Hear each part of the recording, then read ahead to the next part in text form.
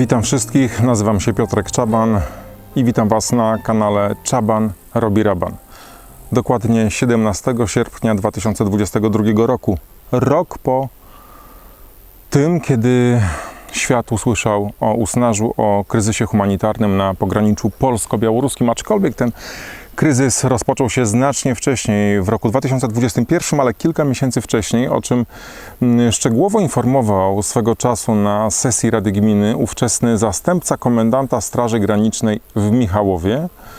Opowiadał tam właśnie radnym, jak to przebiegało, jak to się rozwijało. No i wtedy był to chyba jego ostatni taki publiczny występ.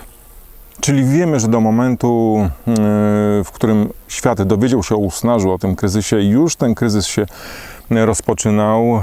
Służby białoruskie bardzo usilnie nad tym pracowały, by zachęcić mieszkańców Iraku, Syrii, obywateli innych państw arabskich, gdzie sytuacja jest trudna, gdzie trwają wojny, zachęcić do przyjazdu na Białoruś, a później stamtąd już grupy przemytnicze były przygotowane, by przewozić dalej ludzi w głąb Europy Zachodniej. To była część tak zwanej operacji Śluza.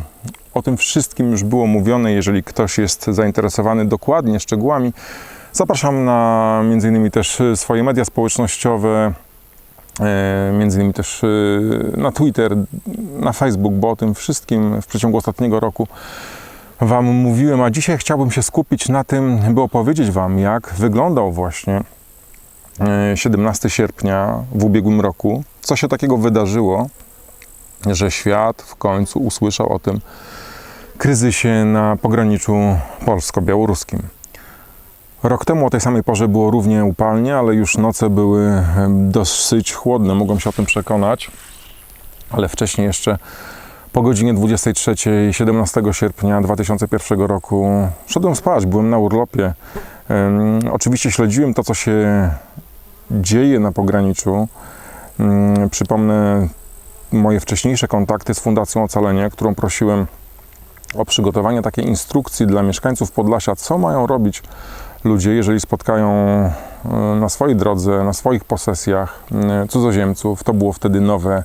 Władze nie informowały mieszkańców, co mają w takich sytuacjach robić, a widziałem też filmy, między innymi filmik nagrany przez sołtysa jednej z przygranicznych wsi, który jechał po drodze takiej polnej, wokół szli ludzie, on do nich mówił po polsku, trochę zachowywał się jak kowboj na wypasie, pogwizdywał, mówił, że zaraz przyjadą tutaj ludzie. No nie widać było takiego szacunku i respektu, nie zapytał, czy czegoś potrzebują.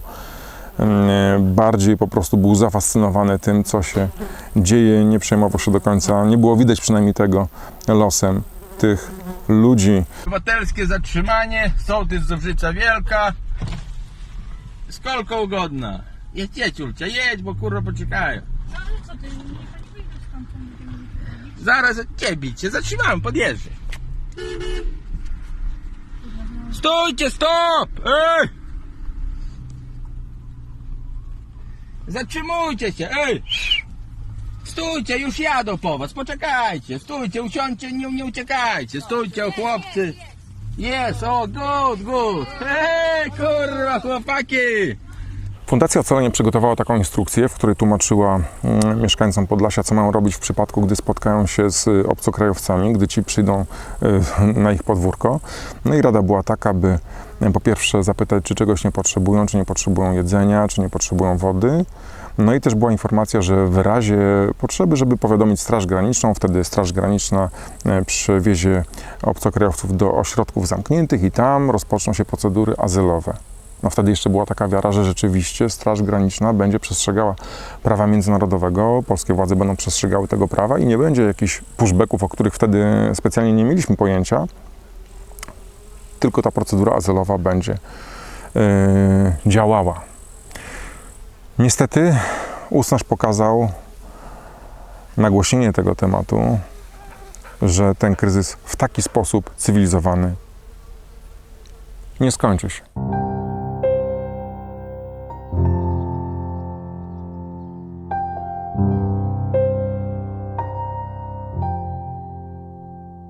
Mieszkańcy byli przestraszeni, wiadomo, tam narracja rządowa przez wiele lat sączona różnymi drogami teraz przez rządowe media, tworzyła taki obraz obcokrajowców, uchodźców szukających lepszego miejsca na ziemi. No a ta narracja właśnie mówiła, że to są terroryści, tak? Że to ludzie, którzy chcą zabrać nasz świat, zmienić go nie do poznania i my powinniśmy się ich pozbyć. I przez wiele lat ta narracja trwała i niestety w wielu wypadkach była skuteczna. 17 sierpnia po godzinie 23 otrzymuję informację od znajomej, która nie chce zdradzać swojego imienia i nazwiska, bo przez wiele miesięcy, przez ostatni rok pomagała ludziom w lesie, obawia się o swoje bezpieczeństwo, chce dalej pomagać, dlatego chce być anonimowa. I ona do mnie napisała właśnie: Piotrek, dlaczego jest tak cicho wokół tego, co się dzieje przy granicy? Władze nie informują, władze gminy nie informują. Ona zabiera ze sobą do samochodu wodę, jedzenie, na wszelki wypadek, jak trzeba będzie pomagać. Też wcześniej pisałem w swoich mediach społecznościowych o przypadku, kiedy Straż Graniczna sama dokarmiała ludzi na polu wokół Krynek. Rozmawiałem z miejscowym właścicielem sklepu, który właśnie też relacjonował, że u niego zaopatrywali się funkcjonariusze Straży Granicznej, kupowali jedzenie, by właśnie przekazywać dalej później tę żywność ludziom spotkanym na polach, w lesie. Także tutaj zawsze trzeba pamiętać o tym, że tymi pierwszymi aktywistami na pograniczu byli właśnie funkcjonariusze Straży Granicznej, którzy później dostali zupełnie inne rozkazy i zamiast jedzenia musieli po prostu tych ludzi po spotkaniu po stronie polskiej wyrzucać gdzieś w lesie za druty na Białoruś. Ale jest ten 17 sierpnia 2021 roku i też wtedy właśnie tej nocy Mirosław Miniszewski, pisarz, filozof mieszkający 2 km od Usnarza, też zamieścił post na swoim Facebooku, gdzie informował o tym, że pomiędzy Białorusinami a Polakami, pomiędzy tymi służbami tych dwóch państw znajdują się obcokrajowcy, dzieci, kobiety, mężczyźni, dzieci płaczą. Coś trzeba z tym zrobić i to się dzieje już od kilku dni. Wiem, że jeden z fotoreporterów podlaskich, Michał Kość, robił zdjęcia już tam w Usnarzu kilka dni wcześniej, ale to się nie przebiło przez tę bieżączkę informacyjną, która była przekazywana w mediach. Dlatego mimo urlopu wstałem z łóżka, pojechałem do Usnarza w nocy. Tam spotkałem Mirka, spotkałem swoją znajomą. Z Mirkiem nagrałem krótką relację do mediów społecznościowych. Co się dzieje dokładnie na tej granicy, bo my jesteśmy 300 metrów od tego miejsca. Tam zaraz pójdziemy, ale zanim tam dojdziemy, opowiedz. No tutaj od tygodnia dzieją się takie rzeczy, że po prostu widać w krynkach uchodźców. Jest taka sytuacja, że są kolumny, są grupy dzieci na przykład i wojskowi z długą bronią ich zatrzymują, przytrzymują ich na trawnikach, potem ich prowadzą pod bronią przez całe krynki. No jest sytuacja taka, że po prostu widać tych ludzi. Ja mieszkam 800 metrów od granicy, więc jestem na pierwszym jakby tutaj froncie tego wydarzenia, a dzisiaj odkryłem tą tutaj sytuację, która się dzieje od prawie tygodnia. I chcesz pomóc, apelujesz o pomoc. Tak, no jakby sytuacja jest o tyle beznadziejna, że ci ludzie znajdują się tak praktycznie po stronie białoruskiej. Pogranicznicy pozwalają podejść tak, żeby można było to zobaczyć, natomiast mówią, że bliżej nie można podchodzić, ponieważ zaraz za tymi ludźmi stoi kordon białoruskiego wojska z bronią ostrą i nie pozwalają tym ludziom wrócić. Natomiast pogranicznicy mają rozkaz, że nie wolno ich wpuścić na teren Polski. Z nami już jest ekipa TVN24. Zaraz podejdziemy tam wspólnie na ten pas graniczny, żeby zobaczyć, jak to wygląda. Dziękuję Ci, Mirku, za Twoją postawę. Dziękuję, że budzisz nas, ale w słusznym celu. Dzięki. Zadzwoniłem do nocnego wydawcy w TVN24, gdzie wówczas pracowałem. Przyjechał operator i razem z nim nagraliśmy to, co się wtedy w nocy działo. Tam rzeczywiście było słychać płacz dzieci, było widać ludzi koczujących przy ognisku, było widać służby polskie, służby białoruskie. Polscy funkcjonariusze bardzo życzliwie z nami rozmawiali, cieszyli się z naszego przyjazdu. Mówili: słuchajcie, my tutaj jesteśmy od tygodnia, nie ma żadnej decyzji, nie wiadomo, co z tymi ludźmi robić. My za własne pieniądze kupujemy im jedzenie, wodę, ubrania. to jest pad. Zapytałem, skąd są ci cudzoziemcy, z jakich państw pochodzą. Z Afganistanu i z Iraku usłyszałem odpowiedź. Część z nich była wypchnięta z Białorusi. Niektórzy, jak sami funkcjonariusze Straży Granicznej przyznali, byli przywiezieni przez polską Straż Graniczną w to miejsce, byli złapani w innych miejscach podczas przekraczania nielegalnie białorusko-polskiej granicy. I ten pad trwał, ale Straż Graniczna współpracowała z nami. Też tam na miejscu był wtedy Maciej Piasecki z Okopres. Pojawił się i to już było wiadome. Sam to powiedziałem wówczas Szymonowi, operatorowi, który był ze mną, że słuchaj, tutaj będzie centrum prasowe świata. Tu przyjadą media zewsząd, by pokazywać to, co się dzieje. To, o czym już lokalne media wcześniej informowały o tych przejściach, ale jeszcze na szerszą skalę nikt o tym nie mówił. Była taka cisza. Po nagranych zdjęciach operator wrócił do środka. Ja z kolei skontaktowałem się z wydawcą Poranka, który rzeczywiście też uznał, że trzeba o tym mówić. Otrzymałem kolejnego operatora i po godzinie 6 na żywo pojawiły się pierwsze relacje z Usnarza Górnego. Przez noc nic się nie zmieniło. Uchodźcy wciąż koczują pomiędzy stroną białoruską a polską. Nie są wpuszczani ani na Białoruś, ani do Polski. Po naszej stronie widzicie żołnierzy, widzicie też Straż Graniczną. Wcześniej ci, którzy przedarli się na teren Polski, trafiali do polskich ośrodków dla cudzoziemców. A tutaj 50 osób, w tym też kobiety, dzieci, od prawie tygodnia koczują w takich warunkach. Widzimy tam, że w tym wozie wojskowym jest woda.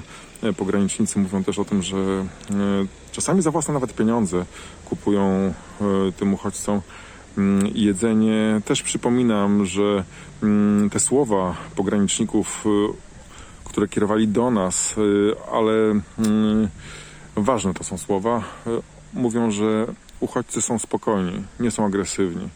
Czekają po prostu na pomoc, na działania polskich władz. Na razie tych działań nie widać. Tam też jeszcze byli z nami dziennikarze i z Gazety Wyborczej, i z TOK FM. Tak jak mówiłem też wcześniej, było jeszcze Okopres. No i mogliśmy podejść dość blisko, na kilkadziesiąt metrów do tego koczowiska. Straż Graniczna z nami współpracowała, nie przeszkadzała nam w naszej pracy. My nie przeszkadzaliśmy pogranicznikom, funkcjonariuszom Straży Pogranicznej też w ich pracy, a ona polegała na pilnowaniu tego. Ja widziałem też ciężarówkę naszych służb, gdzie była woda, było jedzenie. Później też dojechał jakiś samochód służbowy, z którego były jakieś wynoszone pakunki, najprawdopodobniej dary, które później też zostały przekazane grupie osób koczujących w tym miejscu. Mirosław Miniszewski w swoim poście napisał o pasie ziemi niczyjej. Ten zwrot później się pojawiał w mediach i były zarzuty, no jak to tak można mówić, no pas ziemi niczyjej, nie ma czegoś takiego w prawie, rzeczywiście nie ma, no ale jak to jest? No z jednej strony Białorusini z bronią, z drugiej strony Polacy, nie wiadomo, pośrodku ludzie, obcokrajowcy, nie wiadomo co z nimi zrobić. Z jednej strony nasze służby mają do nich dostęp, z drugiej strony białoruskie. No co to jest? No później pojawiła się narracja też taka rządowa, że ci koczujący są po stronie białoruskiej i my nie mamy do nich dostępu. A to była nieprawda, bo służby miały dostęp.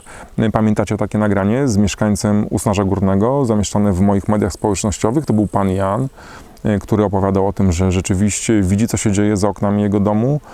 Żałował tych ludzi i wraz ze swoją sąsiadką przygotowali taką paczkę żywnościową. Sami obawiali się przekazać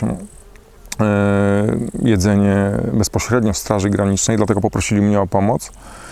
Przekazałem, to jedzenie trafiło do potrzebujących. A jak pan to odbiera? Jak pan ocenia to, co się dzieje? To straszne, wie pan, bo to są ludzie, prawda? Z dziećmi prawdopodobnie, dzieci Tak, płaczą. słychać płacz dzieci. Tak. Byliśmy wczoraj w lesie, tam 2 kilometry jest las. Po grzyby jeździliśmy, to palone ognisko widać, skarpety zostawione i Pana zdaniem, co my jako Polacy powinniśmy zrobić w takiej sytuacji? Trzeba pomóc tym ludziom, no. Jak? No jakoś, czy nawet je nakarmić, to też trzeba, oni nie wiem, czy oni choć nie głodni są. Mieszkańcy przynoszą ziemniaki ze swojej plantacji. A pani co tam ma? Pani się nie krępuje. Pani ma dobre serce. Pani ma dobre serce. Chleb, masło. Chleb i masło, proszę państwa. I to miejscowa trudność. Brawo. A pani tam pod spódnicę panu weszła, tak? Wtedy usłyszałem zapewnienie od Straży Granicznej, że wszystko to, co się pojawi, wszystkie dary przekazywane przez ludzi będą dostarczone bezpośrednio do właśnie tych ludzi z Afganistanu i z Iraku, którzy pojawili się w Usnarzu Górnym. I tak też było do pewnego momentu. Z relacji na relację pojawiały się chyba nowe rozkazy, które otrzymywała Straż Graniczna i wozy służbowe zajeżdżały widok już i odpychały też ekipy dziennikarskie coraz dalej od tego koczowiska, by kontakt z tymi ludźmi był utrudniony. W trakcie, gdy media z całego świata już głośno mówiły o tym, co się dzieje w Usnarzu, pojawiło się rozporządzenie MSWiA, polskiego MSWiA, które pozwalało Straży Granicznej na pushbacki, czyli te odstawiania sławetne do linii granicy. A w praktyce to wyglądało tak, że po prostu ci, którzy zostali złapani, zatrzymani przez polską Straż Graniczną na terenie Polski, byli wywożeni gdzieś w odludne miejsce, gdzie nie było też Straży Granicznej białoruskiej, gdzie można było rozsunąć druty i przepchnąć tam migrantów, uchodźców na stronę białoruską, nie bacząc na to, w jakim są stanie, czy potrzebują pomocy, czy nie, czy mieli wcześniej tłumacza, który mógłby przekazać to, co chcą ci ludzie ogłosić tutaj, o co chcą poprosić w Polsce. Horror się po prostu zaczął.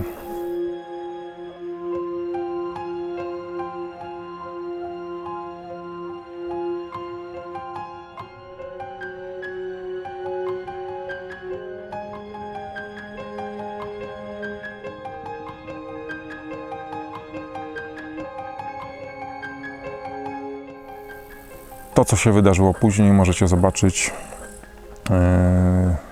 w tych moich relacjach, nie tylko w moich, też w różnych mediach, ale też na stronie Czaban Robi Raban informowałem przez ostatni rok to, co się działo później. I to wcale nie były dobre informacje. To, co się tutaj wydarzyło, zmieniło życie wielu osób. Zmieniło moje życie. Kryzys się nie skończył. Wiele ofiar śmiertelnych, wiele tragedii. Znieczulica. Prezydent Andrzej Duda mówiąc o durniach i zdrajcach na granicy z Białorusią. To tylko udowadnia, że kryzys będzie się nasilał, bo ludzie zawsze będą migrować. O tym w rozmowach ze mną mówił m.in. Mirek Miniszewski, mówiła Janina Ochojska. Myślałem, że w rocznicę wydarzeń w Usnarzu uda mi się przygotować taki duży reportaż, który o tym opowie, co się wydarzyło w ciągu ostatniego roku, ale niestety nie mam na to czasu, mimo że cały czas coś robię i opowiadam o tym, co się tutaj dzieje, dokumentuję, przekazuję te informacje. To jeszcze nie jest ten czas, by o szczegółach mówić o tym, co się tutaj wydarzyło. Nie mogą tego mówić ci, którzy niosą tę pomoc. Pamiętamy strefę wielomiesięczną. Pamiętamy ten stan wyjątkowy wprowadzony też m.in. przez prezydenta, który po wprowadzeniu tego stanu poszedł na mecz piłki nożnej. Ja będę pamiętał zawsze to, że po wprowadzeniu tego stanu wyjątkowego Straż Graniczna nie chciała mnie wpuścić do Krynek, tam gdzie mieszkają moi rodzice. Kosztowało mnie to dużo stresu.